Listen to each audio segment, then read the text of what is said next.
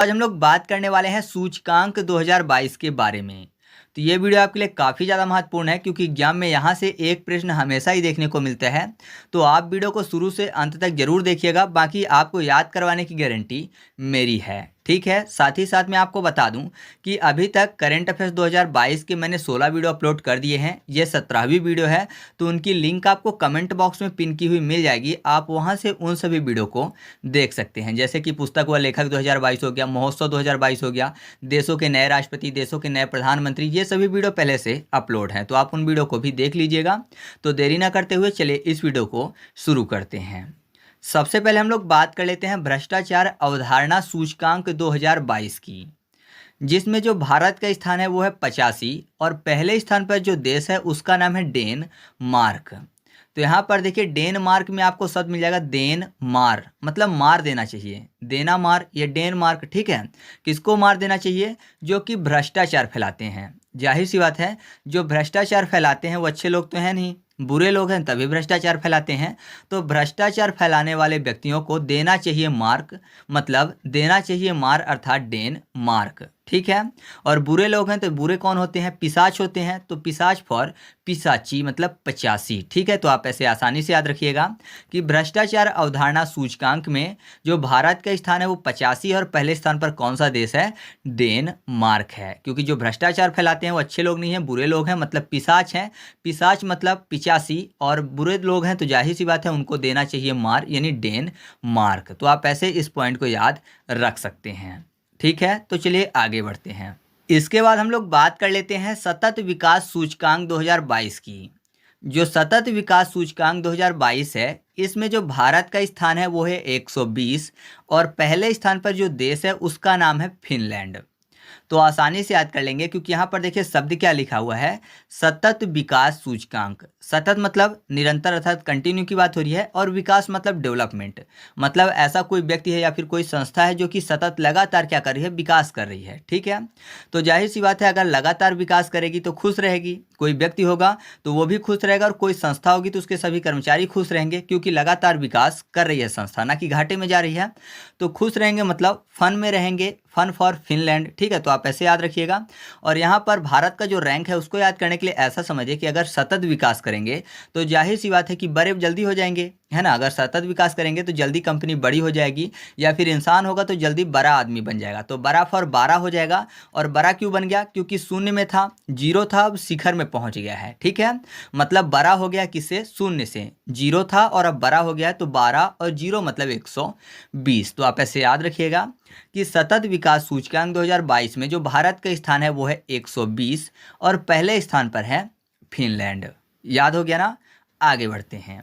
इसके बाद हम लोग बात कर लेते हैं डेमोक्रेसी रिपोर्ट 2022 की। जो डेमोक्रेसी रिपोर्ट 2022 है, इसमें भारत का स्थान है 93 और पहले स्थान पर जो देश है उसका नाम है स्वीडन। तो यहाँ पर देखिए स्वीडन में आपको शब्द मिल जाएगा सी उड़न, स्वीडन सी उड़न, मतलब उड़न शब्द आपको यहाँ पर मिल जाएगा।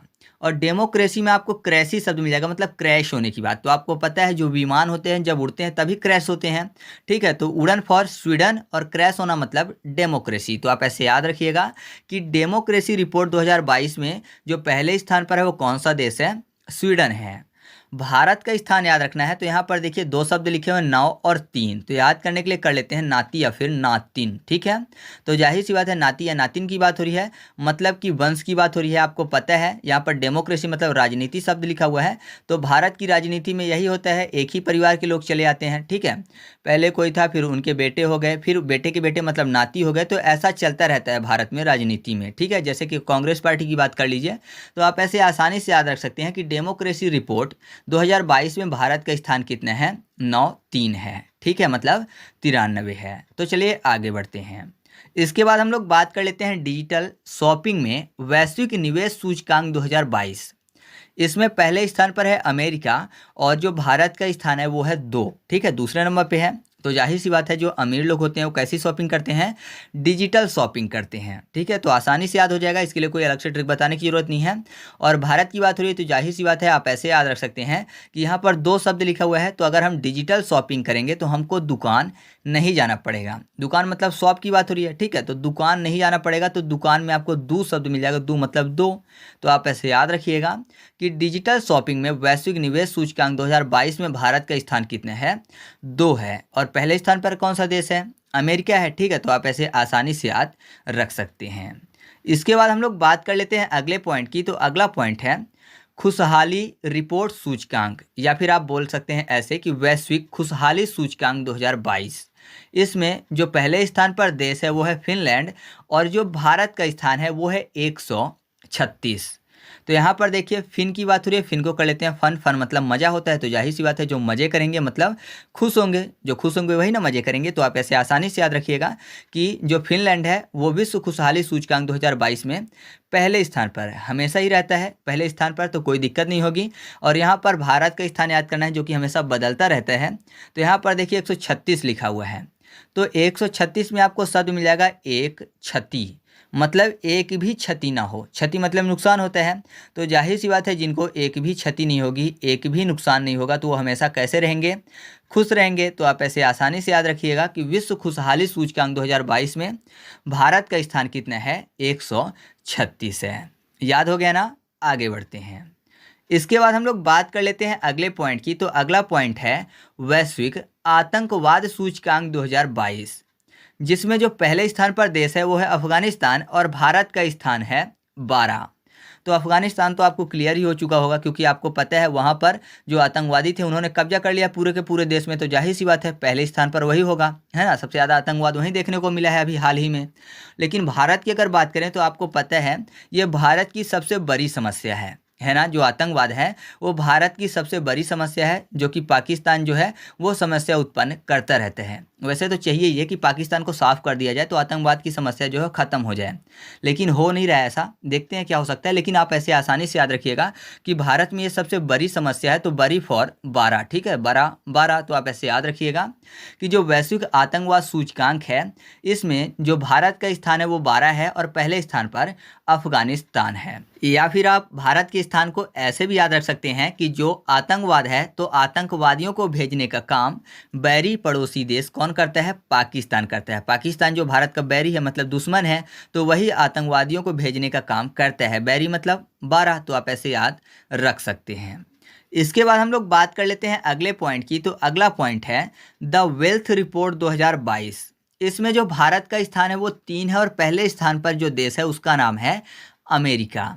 तो वेल्थ की बात हो रही है यहाँ पर, देखिए वेल्थ था को 3 कर लेते हैं, वेल्थ 3, ठीक है, तो 3 फॉर 3। तो भारत का स्थान आपको पता चल गया कि द वेल्थ रिपोर्ट 2022 में भारत का स्थान कितना है, 3 है। वेल्थ मतलब अमीरी की बात हो रही है, पैसे रुपए की बात हो रही है, तो अमीरी मतलब अमेरिका। तो आप ऐसे याद रखिएगा कि द वेल्थ रिपोर्ट 2022 में पहले स्थान पर कौन सा देश है, अमेरिका है। ठीक है, नाम से ही क्लियर हो रहा है, तो कोई दिक्कत आपको नहीं होगी। वेल्थ मतलब पैसे रुपए की ही बात होती है, कुछ अलग नहीं होता। इसके बाद हम लोग बात कर लेते हैं अंतर्राष्ट्रीय बौद्धिक संपदा सूचकांक 2022 की, जिसमें पहले स्थान पर जो देश है वो अमेरिका है हमेशा की तरह, और जो भारत का स्थान है वो है 43। तो आसानी से याद कर लेंगे। मैंने आपको कई बार बताया है कि जो बौद्धिक संपदा सूचकांक है इसमें अमेरिका क्यों आगे रहता है। बौद्धिक संपदा का मतलब होता है इंटेलेक्चुअल प्रॉपर्टी, ठीक है, मतलब कि जैसे नीम हो गया, तुलसी हो गया, चंदन हो गया, आंवला हो गया, ये सब से रिलेटेड है। मतलब ऐसा समझिए कि इनसे अगर कोई भी प्रोडक्ट बनता है, ठीक है, चाहे कोई भी प्रोडक्ट हो, तो उस पर क्या होता है कि 1% होता है प्रॉफिट का, उतना परसेंट उस देश के पास जाता है जिसके नाम पर वो प्रॉपर्टी रजिस्टर्ड होती है। मतलब ऐसा समझिए कि नीम है, तुलसी है, हल्दी है, ये जिनके नाम पर रजिस्टर्ड होगी, मतलब ये जिस देश की इंटेलेक्चुअल प्रॉपर्टी होंगी उनको लाभ का कुछ प्रतिशत जाएगा। ठीक है, वो फिक्स रहता है कितने प्रतिशत जाएगा, तो वो उस देश के पास जाता है।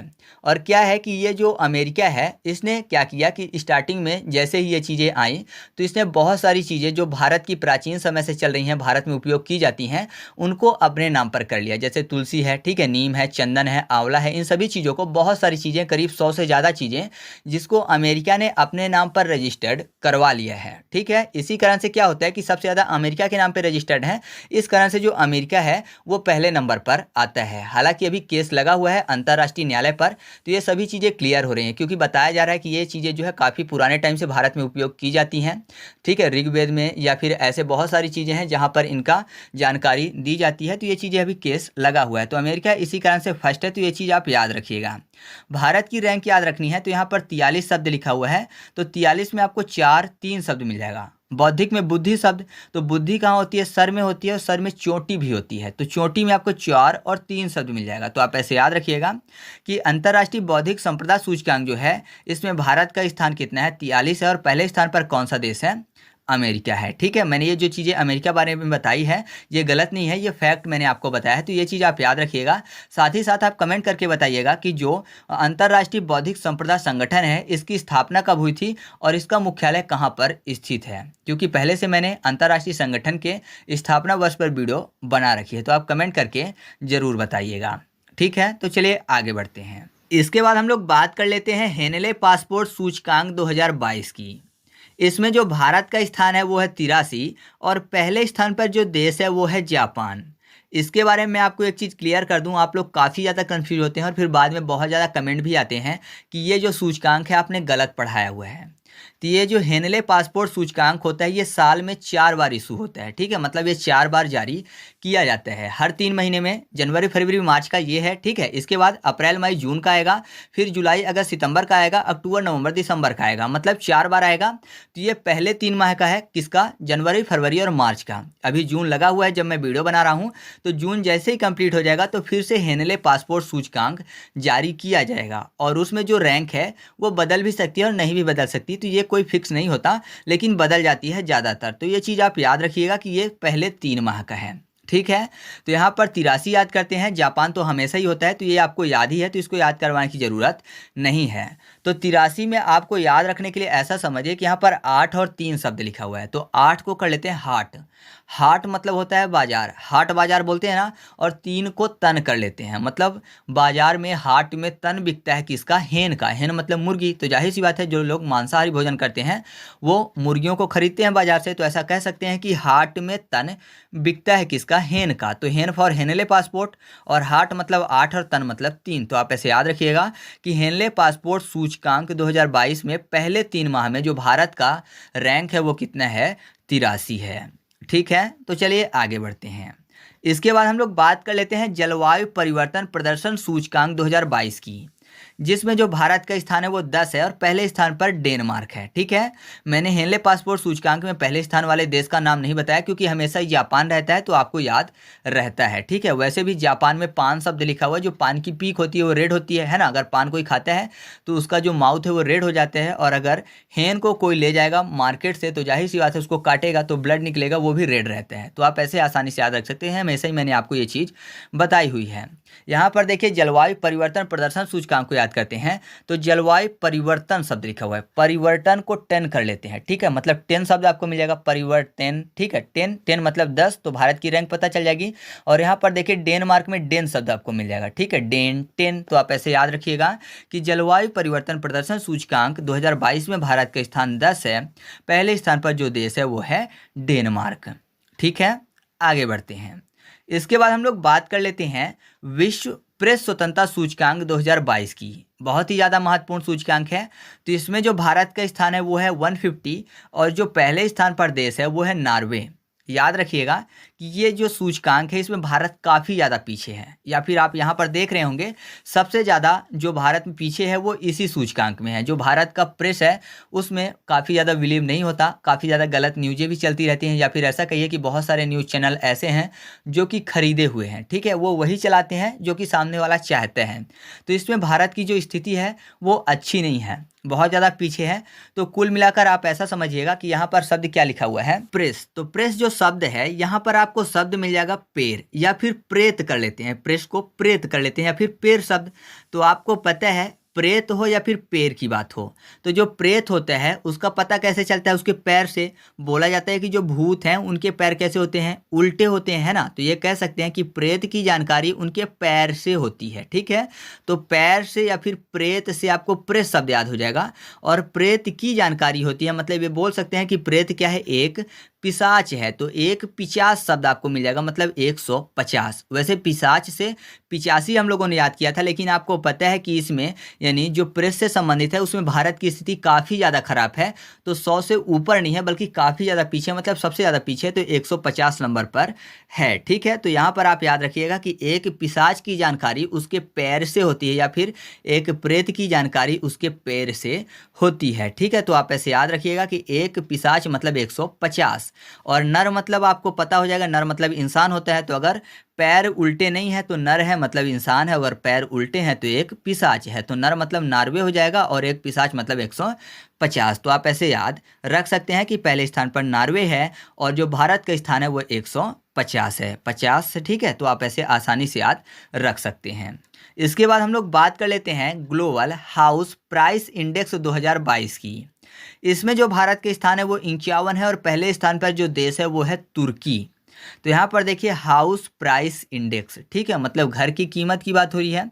तो कुल मिलाकर आपको पता है जो घर होते हैं या फिर जो संपत्ति होती है, ज़मीन होती है, इनकी कीमत किससे पता चलती है? इनको नाप कर पता चलती है, कितने स्क्वायर फीट है या फिर कितने इंच है, ये सब पता कर लेते हैं पहले, उस हिसाब से इनका रेट होता है, उस हिसाब से इनकी प्राइस होती है ना। मतलब जो स्क्वायर फीट है वो भी इंच के बाद ही फीट होते हैं। तो इंच फॉर 51, ठीक है, तो 51 मतलब इंच नाप के घर की प्राइस पता की जाती है। तो इंच फॉर 51 हो गया, मतलब भारत की स्थिति आपको पता चल गई। अब जो बचता है वो बचता है पहला रैंक। तो पहले रैंक पे तुर्की है, तो ऐसा समझे कि तुर्की में शब्द क्या लिखा हुआ, तोड़ के, ठीक है, मतलब तोड़ के बात हो रही है। तो जाहिर सी बात है जहां पर हाउस बनाना या फिर हाउस की प्राइस बहुत कम होगी तो लोग हमेशा क्या करेंगे, अगर थोड़ी सी भी गड़बड़ी है तो लोग हमेशा तोड़ के नया घर बना लेंगे। तो तोड़ के फॉर तुर्की। तो आप ऐसे याद रखिएगा कि पहले स्थान पर कौन सा देश है, तुर्की है। भारत का स्थान कितना है, 51 है। ठीक है, तो इस तरीके से अभी तक हम लोगों ने जो महत्वपूर्ण पॉइंट थे उनको ट्रिक के माध्यम से याद किया। अब जो अगला पॉइंट है वो है ग्लोबल फायर पावर इंडेक्स 2022। इसमें पहले स्थान पर जो देश है वो अमेरिका और भारत का स्थान 4 है। यहाँ पर देखिए फायर में आपको 4 शब्द मिल जाएगा, फायर या शब्द को हटा दे तो फॉर शब्द मिल जाएगा। ठीक है, फॉर मतलब 4। तो भारत की रैंक पता चल गई। पावर की बात हो रही है तो जाहिर सी बात है सबसे ज़्यादा पावर किस में होती है, जो अमीर होगा, अमीर फॉर अमेरिका। तो आप ऐसे याद रखिएगा कि ग्लोबल फायर पावर इंडेक्स में भारत का स्थान कितना है, 4 है। पहले स्थान पर कौन सा देश है, वो है अमेरिका। ठीक है, इसके बाद हम लोग बात कर लेते हैं एशिया पावर इंडेक्स की। इसमें भी भारत का स्थान 4 है और पहले स्थान पर जो देश है वो चीन है। आपको पता है एशिया में सबसे ज़्यादा पावर किसके पास है, चीन है। ठीक है, तो आपको ये तो पता चल गया कि पहले स्थान पर कौन सा देश है। भारत का स्थान आपको याद रखना है, तो यहाँ पर देखिए फिर से 4 शब्द आपको मिल जाएगा। और मैंने आपको बताया कि एशिया पावर इंडेक्स, और इससे पहले हम लोगों ने क्या याद किया, ग्लोबल फायर पावर इंडेक्स। मिलता जुलता है, फायर शब्द बस नहीं लिखा हुआ है। तो फायर का जो 4 है वो आप इससे भी याद रखिएगा कि अगर फायर होता तो 4 से हम लोग याद रख लेते हैं कि भारत का स्थान कितना है, 4 है। ठीक है, तो इस तरीके से अपना ये वीडियो कंप्लीट हुआ। अब आपकी स्क्रीन पर जो क्वेश्चन दिख रहे हैं उनके उत्तर आप कमेंट करके बता दीजिएगा। और हाँ, अगर आप चाहते हैं इसका फुल MCQ टेस्ट सॉल्व करना तो टेलीग्राम पे जाकर सर्च करिएगा ट्रिक पॉइंट क्विज, ग्रुप को ज्वाइन कर लीजिएगा। वहाँ पर मैं सभी वीडियो जो कि यूट्यूब पर अपलोड करता हूँ उसके क्विज भी सॉल्व करवाता हूँ। ठीक है, तो वहाँ पर आप क्विज सॉल्व कर सकते हैं। और साथ ही साथ अगर आपको इसकी PDF चाहिए तो वैसे तो नॉर्मली आपके स्क्रीनशॉट में ही कवर हो जाएगा। मैं कोशिश ये करता हूँ कि एक ही स्क्रीनशॉट में सभी डाटा आ जाए तो पढ़ने में भी आसानी होती है और PDF की झंझट भी खत्म हो जाती है। तो अगर स्क्रीनशॉट ले लेंगे तो बहुत अच्छा है। और अगर दूसरी वीडियो जो कि यूट्यूब पर अपलोड है, जैसे इंडियन ज्योग्राफी की वीडियो हो गई या फिर वर्ल्ड ज्योग्राफी की वीडियो हो गई, इनकी PDF चाहिए तो आप टेलीग्राम पर जाकर सर्च करिएगा ट्रिक पॉइंट, वहाँ पर आपको सभी PDF मिल जाएंगी। तो चलिए मिलते हैं अगले वीडियो में, तब तक के लिए जय हिंद। और हाँ, वीडियो को शेयर और लाइक ज़रूर कर दीजिएगा। ठीक है।